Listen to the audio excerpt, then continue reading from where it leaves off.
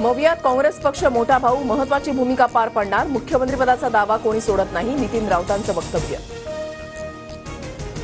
एकनाथ शिंदेंच्या नेतृत्वात लढल्यानं महायुतीच्या 183 ते 200 जागा येतील, संजय गायकवाडांचं विधान. अजित पवार गटाची 25 जणांची यादी कुठून येते हे माहिती नाही, तिकीट वाटपासंदर्भातील चर्चा सुरू, तिन्ही पक्षाला सन्मानपूर्वक तिकीट वाटप होईल, उदय सामंतांची माहिती.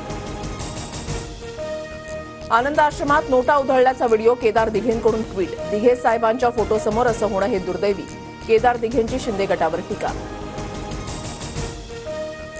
आनंद आश्रमातील शिंदे गटाच्या कृतीनंतर पवार गटानं दिघेंच्या शक्तीस्थळावर जाऊन माफी मागितली.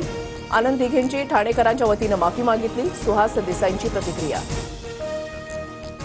केंद्र सरकार 90 दिवस हमीभावानं सोयाबीन खरेदी करणार, खाद्यतेलावरील आयात शुल्क 20% वाढवण्याचा निर्णय, धनंजय मुंडेंची माहिती.